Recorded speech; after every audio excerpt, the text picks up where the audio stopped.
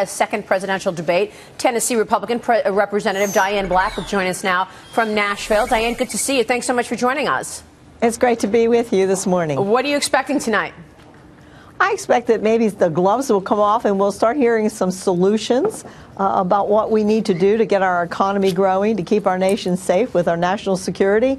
And I hope that what we'll do is hear those solutions and contrast those with what Hillary Clinton is saying, who is obviously the lead Democrat opponent right now, so that we'll get some little bit of contrast between the Republicans and the Democrats in the solutions to move this country forward. Yeah, well, we've been talking about that this morning, actually, in terms of solutions and real specific, granular comments and solutions to the issues of the country. Who do you think has come out with the most specific plans in terms of economic reform, tax reform, and foreign policy?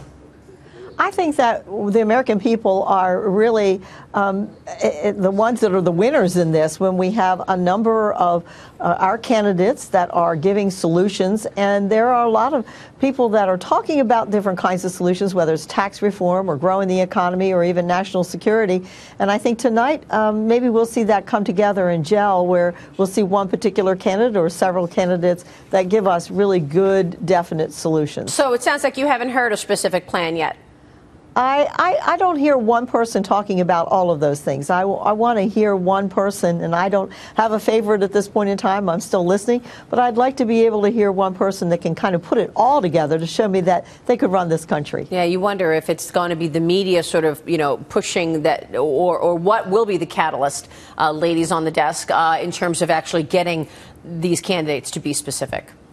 Well, I think the field of candidates sure tells you the frustrations Americans are feeling when you have the extreme outsiders leading. Yeah.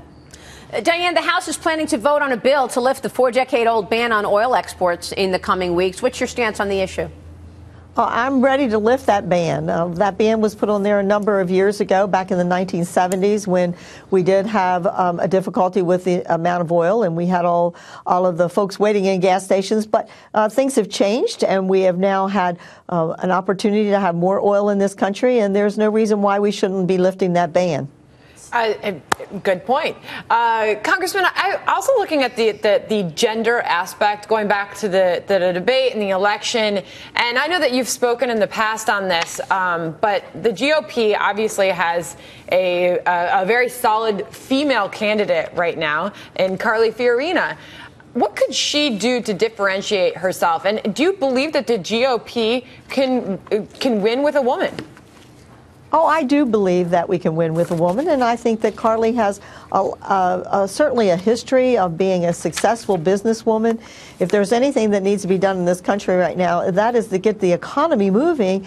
And by the way, that's what really helps women the most, because 52% of our population is women. They're out in the workforce. They're providing for their families, and they want to hear someone talk about how we can get this economy moving, which helps them in their families and growing their families and growing their household. You're on the big political stage yourself.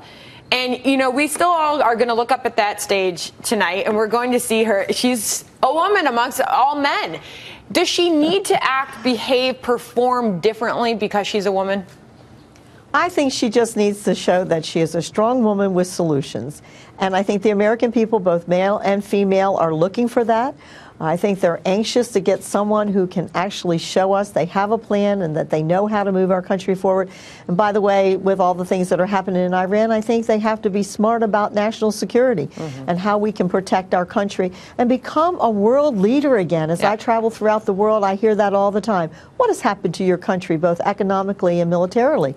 And I think if Carly can show she can hold her own, as I have to do in Congress and in places that I've worked in my career, then I think you get that respect. It's not necessarily that people look at you as male or female. They look at you as someone who is a leader. Your defund Planned Parenthood bill will be considered. What are your prospects?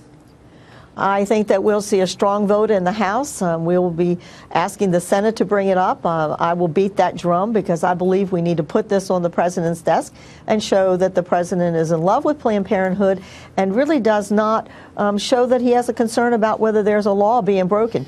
Actually, we should see him calling upon his own attorney general to do an investigation of this organization where we see potentially 3 large laws that are being broken and criminal activity that's taking place behind that veil of Planned Parenthood. Representative, good to have you on the show today. Thanks so much for joining us. Thank you. Thank you for having me. Representative Diane Black joining us. We'll be right back.